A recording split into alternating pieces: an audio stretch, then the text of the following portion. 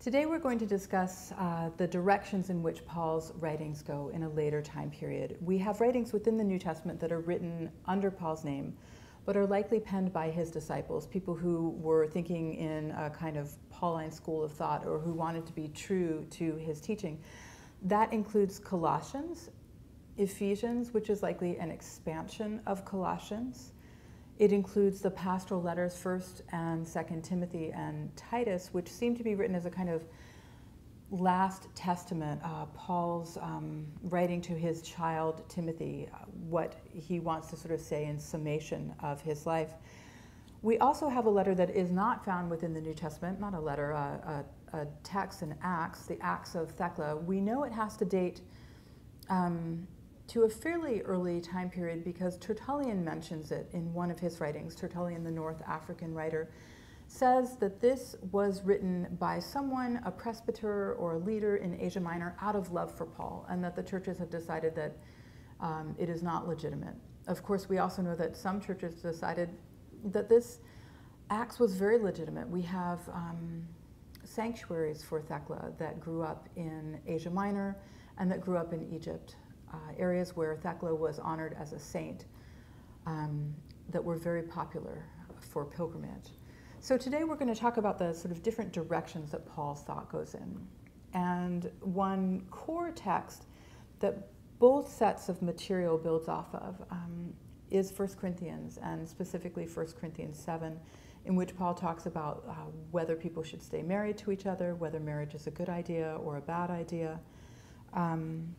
And in which he talks about slavery, whether one should stay in slavery or try to leave slavery, something that's already unclear in 1 Corinthians 7, and that people, again, take in different directions. Early Christians take in different directions. So we're going to turn today to this material, and I want to open up, I guess, by saying, what are the differences you see between the directions in which Paul is taken in the Acts of Paul and Thecla, in 1 Timothy, in Ephesians, Colossians a bit, although Ephesians expands it, so it's not quite as important. What are the different angles we get? Another way to picture it, another way to ask the question is, if we had to have all of these early Christians sit in a room together, where would they disagree? Where might they fight with each other over Paul's legacy? You know, aside from the specific differences in points of morality or ethics or Christology, I think what's really interesting is the different kinds of genres that are being deployed. Specifically, you have this set of letters that we take to be authentic letters of Paul. Some people evidently see a need to narrativize Paul's existence. So if all we know of him are these letters, like Philemon, where you have these references to really interesting interpersonal tensions, setting Paul within a narrative where you actually see these other people, you can see these tensions and the conversations going on, I think is one really interesting strategy to lend a context to what we take to be these authentic letters of Paul. I think in Acts we get the canonical book of Acts. We get Paul's travels and his interactions with people as well, and so I think that's one strategy for expanding Paul's reach. And then this other strategy, writing more letters under the name of Paul, adds to the corpus of Paul's letters, so kind of bolsters Paul's legacy by adding to the primary source as opposed to the narrative frame in which Paul's life is understood vis-a-vis the letters. So I see two kind of strategies at play. I don't know if they necessarily get to different ends, but they certainly use different rhetorical frames and add different types of information to the original letters of Paul. Yeah, and it's an impulse that we actually see growing, I think, in the 2nd century. There's a line of a poem that I really like, "It's what we don't know that fascinates us." And in the 2nd century, people were fascinated by historical figures and often wrote letters in their names. It seems to have been a trend at that time period. So early Christians, at least in that letter writing in Paul's name, are maybe carrying forward a tradition that we're also seeing so letters of Plato that are being sort of invented to extend the reach, the philosophical reach, the theological reach, or to learn more about the lives or what people hoped would have been the lives of these past figures. So letters on the one hand, and then on the other hand, these acts that we have, right? The narrative. What would these communities have to say to each other? What are the different tacks that they take? I think in these different materials you see different priorities of Paul, so like turning to different potential teachings of Paul, and there's maybe several like maybe hot button issues. Marriage seems to be one of them, potentially slavery, and so which parts of Paul's letters and teachings do you emphasize and which part do you not? And so for example, in 1 Timothy in chapter 4, there's a critique of people who are forbidding marriage and demanding certain abstinence from certain foods, whereas in the Acts of Paul and Thecla, you definitely see a celebration of this woman who is foregoing marriage pretty dramatically. So I think there's maybe some common issues that these communities might disagree over, but there's even from different letters, there's different emphases on different parts of Paul. In Ephesians, in chapter 6, there's the pretty famous text about slaves obey your earthly masters with fear and trembling and singleness of heart. That could be seen definitely, potentially, as one way of reading, or perhaps in contrast to 1 Corinthians, which is by Paul. So you see this potential amplification and a definite decision by the author of Ephesians to take Paul's teaching in a certain direction that goes a step beyond and interprets in a very particular direction how to interpret Paul. Whereas in maybe in the Acts of Paul and Thecla, slavery might not be as big an issue. The main issue is marriage, and so there's different priorities for different communities, and just as Paul's letters are occasional and dealing with certain situations, you can imagine these documents are also dealing with local community contexts where there might be different issues going on. Part of what Jen just said makes me think about communities within communities, because as I read the Acts of Paul and Thecla, there's this greater sense that what Thecla is doing isn't celebrated by everybody on this whole marriage point. So Thecla exists within a community that seems to not be forbidding marriage. And so then the question for me is raised of, is everybody expected to do something or not?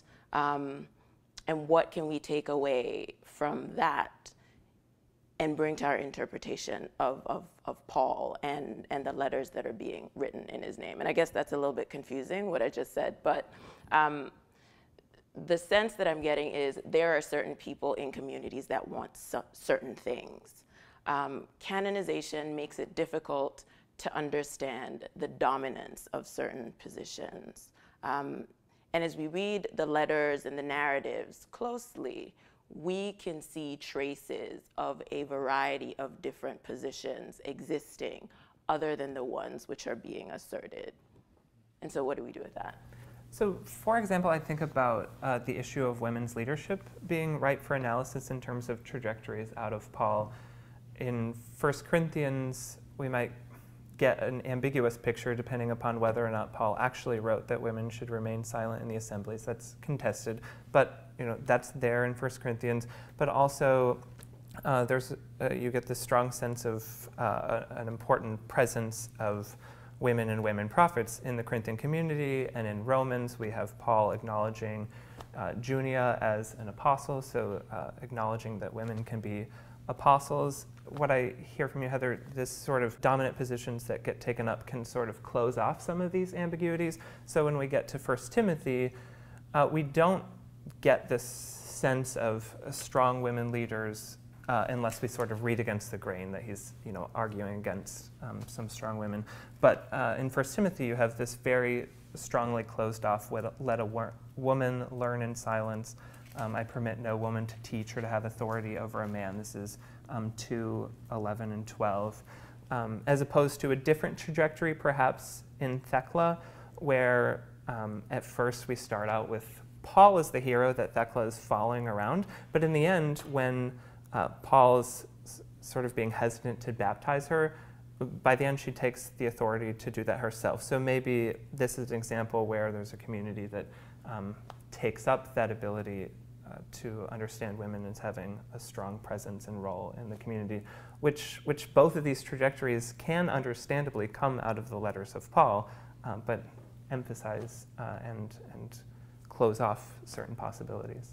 Also, part of what you all are pointing out and part of what Heather was saying is that we can map a lot of data points for early Christian opinions across these texts, but also within these texts. So, as Tyler just said, on the one hand, we have 1 Timothy, let a woman learn in silence. I permit no woman to teach or to have authority over men, yet a woman will be saved through childbearing, right? Okay, that's a rather firm opinion that's set forth. But it's set forth over and against this other community that forbids marriage and enjoins abstinence against food, right? Some sort of community that we might call in our later terminology ascetic, that's headed towards no marriage and a very controlled food. So what exactly is going on there? Is that community also perhaps a community in which women aren't silent, in which women aren't required, obviously to be bearing children if marriage is cut out of that picture? So there within 1 Timothy, we get this hint of a sort of viewpoint that also corresponds to the acts of Paul and Thecla, right? To this woman Thecla who, as her rather evil mother described it, sticks like a spider listening to Paul's message, right? Paul's message about how the pure in heart are good, taking up the Beatitudes from the canonical Matthew, but not just the pure in heart, but blessed are the bodies of virgins, blessed are those who are continent, right? Those who are not engaging in sexual activity.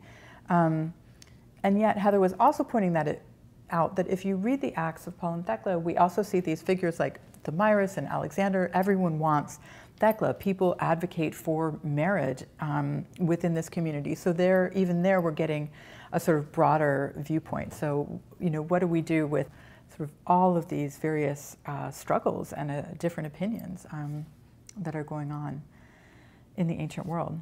So we see some structural similarities between Colossians and Ephesians in the kind of very format of them, right? Wives, be subject to your husbands. Slaves, be subject to your masters, etc. Let's talk a little bit about those formal characteristics that you're noticing. What's going on in these texts? And maybe Ephesians is the best place to look at this. So Ephesians 5:22 and following. What do we notice that the writer of Ephesians, working in Paul's voice, is sort of setting forth in this text? I think it's interesting in these passages, like what is authoritative. So there's drawing the parallel to Christ. That's kind of an authoritative way to teach about marriage and the relation of children to parents. But there's also a lot of scriptural citation in here. So like in verse 31, for this reason a man will leave his father and mother and be joined to his wife, and the two will become one flesh. There's a quoting of the commandments in chapter 6. So there's also kind of this double whammy of there's this imagery of who Christ is and Christ's relationship to the church, but there's also these like literal scriptural citations that are being pulled in to also argue for this way of modeling a very hierarchical set of relationships, not just with spouses, but also with children and parents and slaves and masters.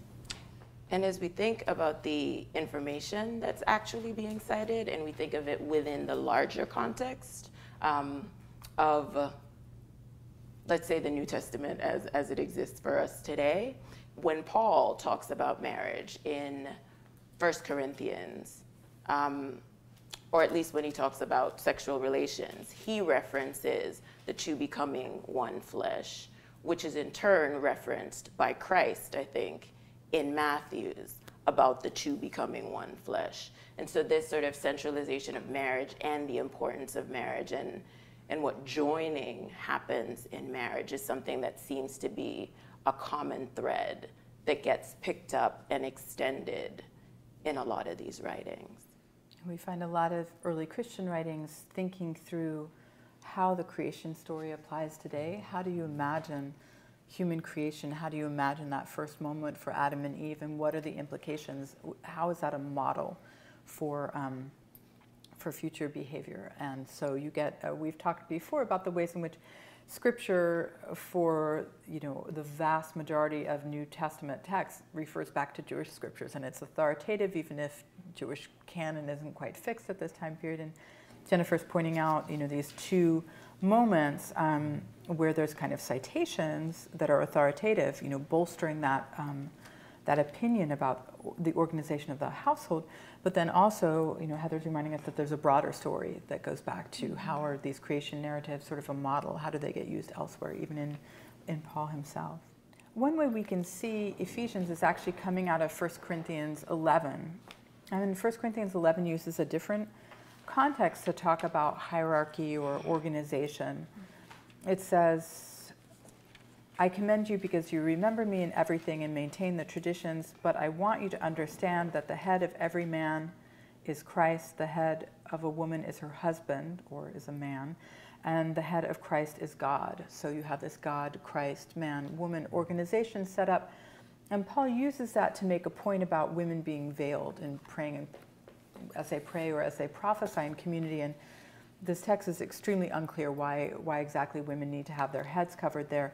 But that hierarchy gets used differently within the context, not of the ecclesia and worship, but within the context of the household, and the household that's modeled on this bigger stage, right, as Christ is a kind of model, as the church is a kind of model in Ephesians. And we find within the New Testament, within other writings, what are called household codes. We read Aristotle, and we looked at the ways in which Aristotle, admittedly a lot earlier, we don't know how much he's being read in the Roman period, but we find evidence of this thinking elsewhere, the same sort of thinking that Aristotle uses, where the logic of a city is similar to the logic of a household, and the household has definite natural rulers in it and definite natural followers or even slaves within it, and that things work better when things are well organized for Aristotle, right? When you know who the head is. He seems very critical of barbarians, right? Barbarians, he says, don't really distinguish between women and men and slaves, right? They don't have a natural leader. A really good sort of insult you can always give is, we're Greeks, we know how things are well organized, they're barbarians, they don't. And this kind of language of order is also set forth in some of our early Christian texts, but what happens in our early Christian texts is that they are framed within early Christian values, including the idea of Christ supporting and authorizing these sorts of household orders. I think the rhetoric that reinforces that order is really striking, I guess, in that there's a sort of reciprocal nature to it that might leave you thinking, this isn't so bad. It's not just that women are to be subject to their husbands, but husbands should love their wives. Slaves are to obey their earthly masters with fear and trembling. But then it's very clear, I'm reading from Ephesians 6:9 here, and masters do the same to them, stop threatening them. For you know that both of you have the same master in heaven.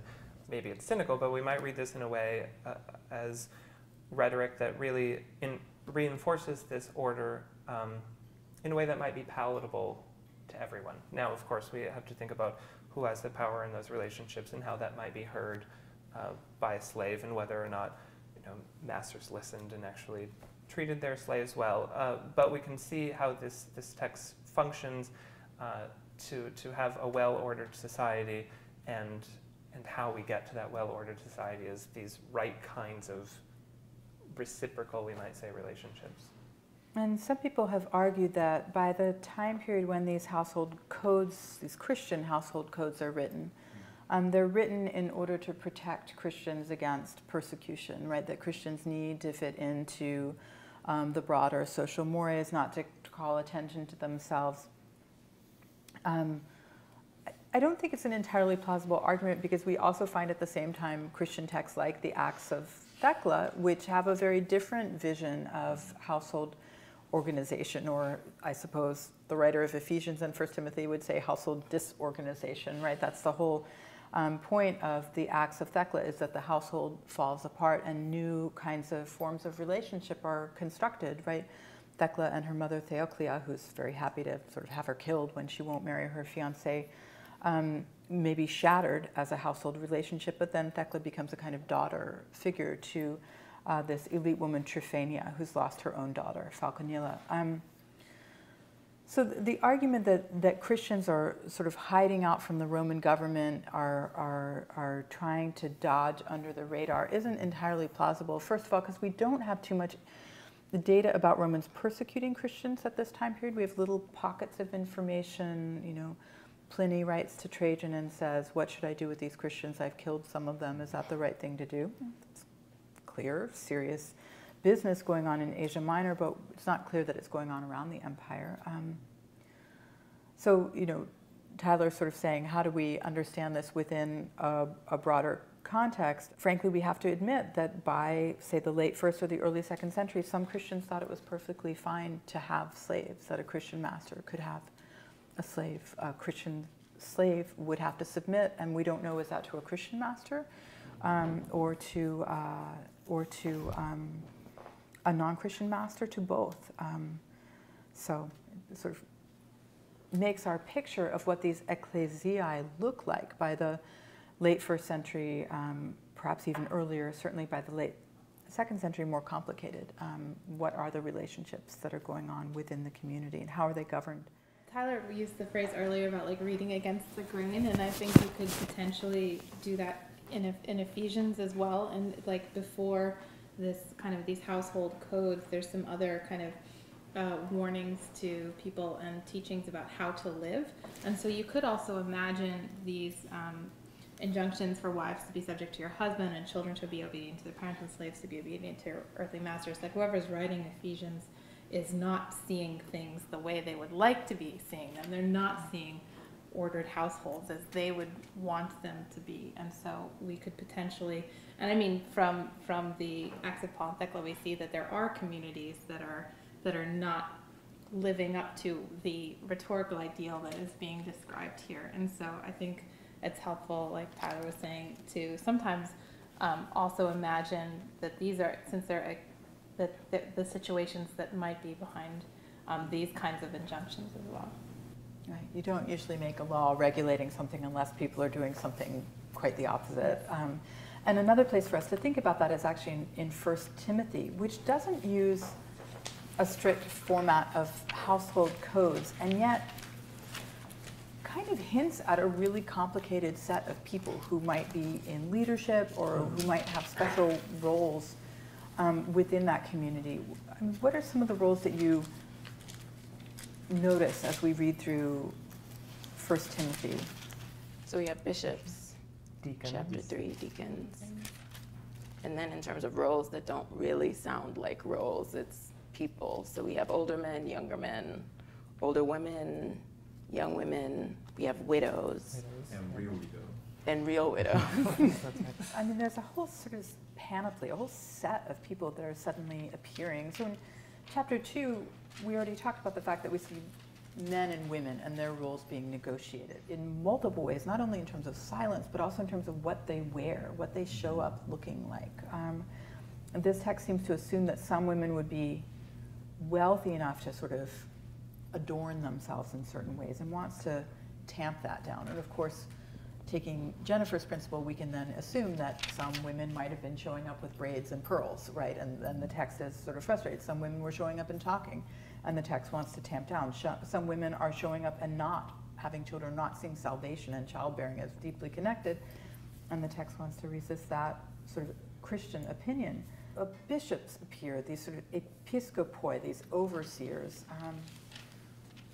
Deacons appear, and this is in chapter 3, verse 8. And then in 3:11, the women likewise must be serious. We can wonder, some people have translated this as the wives of deacons, but it's equally possible that there are male and female deacons being discussed here and their various roles in the communities. And then these widows that Heather pointed out are particularly interesting. Anyone say anything about the widows? what makes you a real one rather than a fake one. And there's this list in chapter 5, verse 9. There's a widow being put on the list if she's in a certain age category and she's been married only once. And so you're like, what is this list that is existing? What kind of, and in conjunction with these bishops and deacons, what kind of structures are emerging in these ecclesia that are the ways in which they're choosing to organize themselves and who's in charge and what they're actually doing for people in their community. In verse 5 it says, "The real widow left alone has set her hope on God and continues in supplications and prayers night and day, but the widow who lives for pleasure is dead even while she lives." It seems to paint this picture of some widows being obedient in certain ways, and some widows perhaps claiming a kind of freedom that this author sees as indulging in pleasures that aren't becoming of widows. They're not real widows. Let a widow be put on the list if she is not less than 60 years old and has been married only once. Makes us wonder about whether or not there are women who are wanting to claim widowhood at a younger age that seems unbecoming to this author. And so there's a control of women generally, and particularly those who want to live out lives not marrying again. And we can think in terms of the demographics of the ancient world. 60 is really old. It's remarkable to be able to make it only married once to 60 years of age. This is a very strong restriction. I always wonder what a community would have thought as they heard this read out to them. Would there have been murmurs in the back or whole waves of people saying, what? Sort of being shocked. Would people have felt shamed or angry to be included or excluded from this definition? Because it gets very specific, right? As Tyler was pointing out in verse 11, but refuse to enroll younger widows, right? Refuse. And he goes on, 14, I said he. I'm guessing that the author of this might have been a male, but we don't know, in fact. Certainly it's portrayed as Paul's voice. I would have younger widows marry, bear children, rule their households, and give the enemy no occasion to revile us. And it goes on, if any believing woman has relatives who are widows, let her assist them. Let the church not be burdened.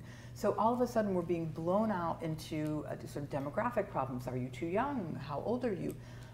Do you have just one husband? Did you marry more than once? We can ask questions. How does a woman support herself in antiquity if she doesn't come from a wealthy family and have control of her own funding? Is it only through a husband? Might you need to marry again in order to be able to feed your children, right? So how is this excluding certain women? Because finances do seem to be kind of essential here, right? Let the church not be burdened. And yet, religion is also essential, because a widow, was it Tyler, was it you who read the verse, is also defined by one who set her hope on God and continues in supplications and prayers, something that would have been useful not only for her, but also for the community, right? She's a religious functionary who is possibly praying for the community, has some sort of role within the community. Early Christian texts are a lot more worried about money than we might expect. They're theological, deeply theological, and yet if we continue in this, we also have the role of elders, which we haven't mentioned before, a role that a term that Paul uses for himself. For example, in Philemon, this role that could also be translated ambassador. 1 Timothy actually quotes the same text from Deuteronomy that 1 Corinthians quotes, that Paul quotes for himself. You shall not muzzle an ox when it is treading out the grain. This seems to be a code, right, for pay me, right? That a laborer deserves his wages. So what exactly is going on with the finances of these early communities and the various roles that emerge that don't only have to do about how these different roles support members of the community, how they have power within the community, but also maybe have to do with what money they do or don't get, how it's conceived of as a salary or a burden on the church.